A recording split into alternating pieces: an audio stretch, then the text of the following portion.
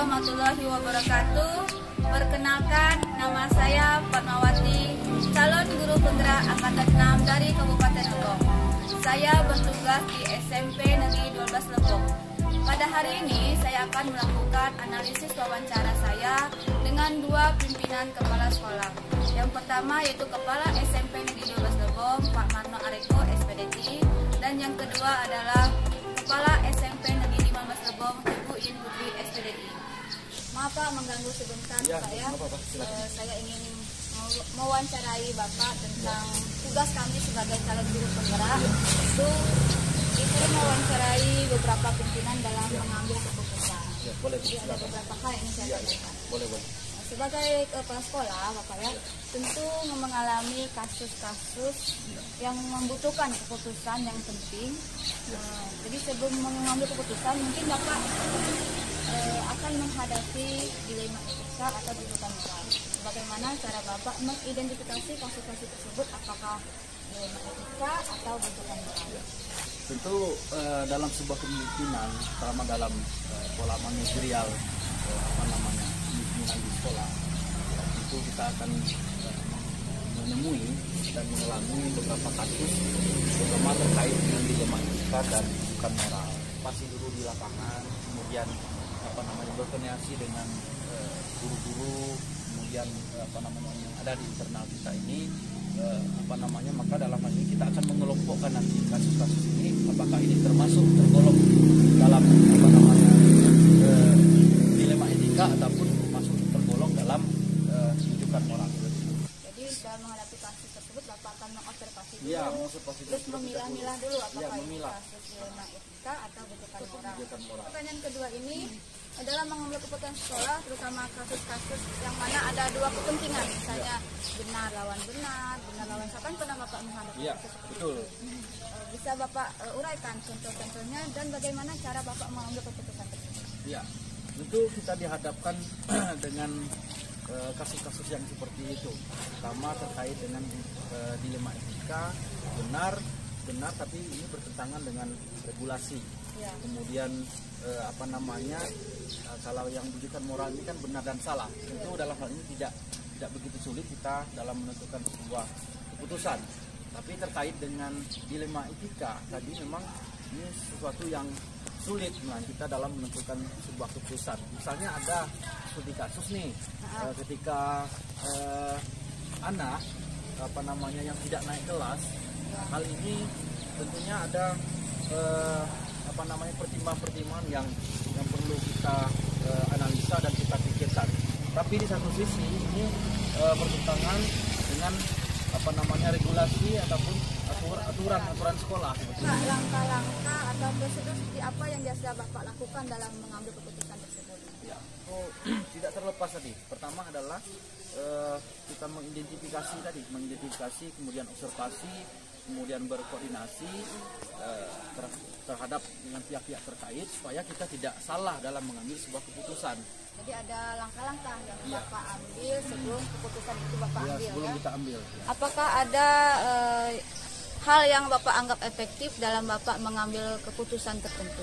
Ya, tentunya sekali lagi dalam mengambil sebuah keputusan terhadap kasus-kasus ini, ya tentu kita mengedepankan itu adalah kepentingan orang banyak dan kemajuan sekolah, bukan. Jadi hal yang efektif itu Bapak melihat kepentingan bersama. Iya, kemajuan bersama dulu. Kemajuan bersama dulu. Pertanyaan selanjutnya Pak ya, apakah Bapak memiliki jadwal atau kasus-kasus yang Bapak ambil itu apakah memiliki jadwal tersendiri atau rutinitas tersendiri dalam menghadapi kasus? Dengan kandungan daripada kasus tersebut. Kalaupun memang harus cepat, ya kita tidak pakai jadwal. Tapi kalaupun memang ini tidak terlalu urgen, tingkat urgensinya tidak terlalu, ya mungkin kita berproses. Ada jadwal yang harus kita laksanakan. Tapi kalau memang itu harus dilakukan, harus diambil sebuah keputusan yang cepat, tepat, ya memang harus kita laksanakan secepat mungkin. Selanjutnya, apakah ada faktor-faktor atau seseorang yang membantu Bapak dalam mengambil keputusan? Tentu dalam mengambil sebuah keputusan, terutama terkait dengan kemajuan sekolah, ya, ataupun kemajuan dunia pendidikan, itu tidak terlepas dari peran ataupun keterkaitan ya, peran ataupun kaitan dengan elemen-elemen yang ada, terutama SDM yang ada di internal kita. Mungkin kalau ini pembenahan dalam proses kegiatan belajar mengajar, tentu ada peran dari wakil kurikulum dan wali kelas, kemudian guru semuanya seperti itu kan. Kalaupun terkait dengan masalah kedisiplinan siswa, ya itu ada wakil ketuaan dan lainnya, dan juga tidak terlepas semua unsur dalam hal ini dalam memajukan sebuah pendidikan ataupun sekolah. Tentunya ada keterlibatan elemen dalam hal ini elemen masyarakat juga berperan dalam hal ini, komite sekolah dalam hal ini, kemudian juga pemerintah, kemudian dari kita di internal di sini, baik guru-gurunya maupun yang lainnya. Semoga apa yang Bapak bicarakan dengan saya ini bermanfaat bagi saya. Amin. Dan semua orang lain juga saya. Oke. Terima kasih atas Oke, Bu. waktunya, Pak. Ya, semoga sukses. Untuk wawancara yang kedua yaitu Kepala SMP Negeri 15 Lebong, Ibu Im Putri SPDI. Ada beberapa hal sebenarnya yang ingin saya tanyakan kepada Ibu Im ini mengenai pengambilan keputusan. Seorang pemimpin itu bagaimana mengambil keputusan jika dihadapkan suatu kasus. Di dalam kepemimpinan Ibu, mungkin Ibu sering menemui beberapa kasus, baik itu dilema etika, baik itu dudukan moral, berarti sering antara keputusan sesuai aturan atau menurut nilai-nilai kebajikan manusia kan sering berbenturan. Itu bagaimana cara Ibu mengidentifikasi kasus-kasus tersebut? Ya, baik, yang pertama terkait dengan pertanyaan pertama tentang bagaimana saya seorang kepala sekolah mengidentifikasi masalah ataupun kasus-kasus tentang dilema etika itu sendiri.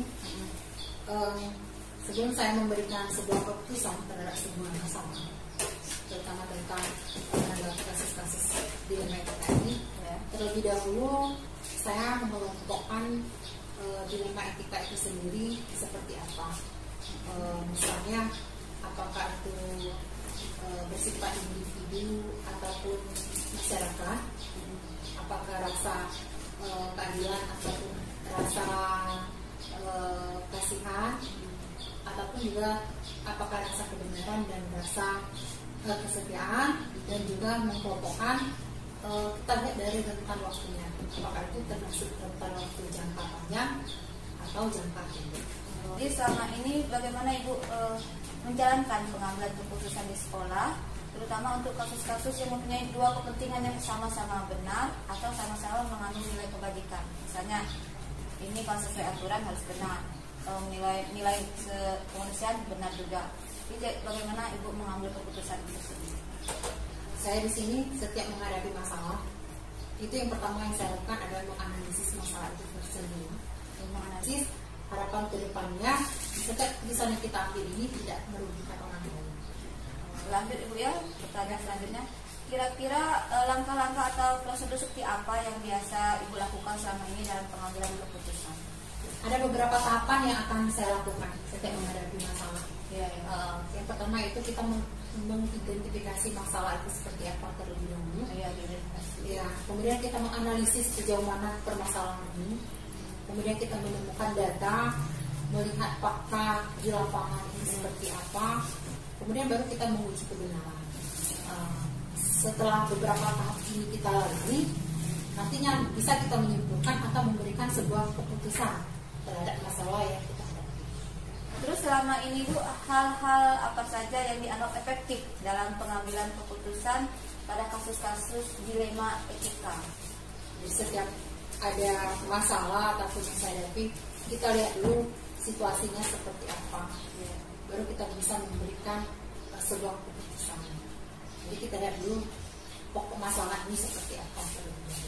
Apakah ada sebuah katakanlah jadwal tertentu dalam sebuah penyelesaian kasus di mana dilema etika ini Ibu alami, terus Ibu menjadwalkan misalnya kan menyelesaikan di tempat tertentu atau memiliki sebuah jadwal untuk pengambilan keputusan? Kalau memang permasalahan kita hadapi urgen, contoh kasus misalnya anak ini berkelahi sampai berdarah, berarti ini urgen. Ketika urgen ini memang harus kita selesaikan pada hari itu kalau masalahnya yang urgen. Tapi kalau tidak urgen, misalnya sesama kita di sini guru. Saya menghadapi misalnya bagaimana sikap guru di sini. Misalnya ada guru yang terlambat. Hari Senin, hari Jumat, dan hari Sabtu itu kita punya absen tersendiri karena kegiatan bersama dengan siswa. Nanti pas rapat evaluasi kinerja ini, catatan kecil ini akan saya keluarkan. Ya, jadi nanti setiap guru nanti saya evaluasi kinerjanya sebulan terakhir ini seperti apa. Lalu saya tanyai secara terbuka kendalanya seperti apa, yang diinginkan ke depannya ini seperti apa, sehingga harapan saya ke depannya hasil yang kita peroleh lebih baik lagi. Oh, jadi tergantung masalahnya dulu Bu ya. Kalau misalnya masalah anak berkelahi, mungkin saat itu Ibu selesaikan. Tetapi kalau masalah kedisiplinan mungkin mungkin Ibu pantau dulu dari absennya. Terus nanti mungkin ada pemanggilan jadwal khusus setelah Ibu melihat fakta-fakta yang ada. Adakah faktor-faktor yang selama ini mempermudah atau membantu Ibu dalam mengambil keputusan dalam kasus-kasus dilema itu? Setiap keputusan yang saya ambil, saya selalu diberikan saran ataupun support oleh wakil saya. Jadi keputusan saya sharing dulu atau diskusi dulu dengan wakil kepala sekolah maupun ke pihak keagamaan dan OSIS ke depannya ini seperti apa. Terima kasih atas waktunya Bu. Mungkin lain kali saya berkunjung lagi sini. Adapun hasil analisis dari kedua pimpinan tadi, saya mengambil bahwa setiap pimpinan itu pasti mengalami kasus dilema etika atau kebutuhan moral.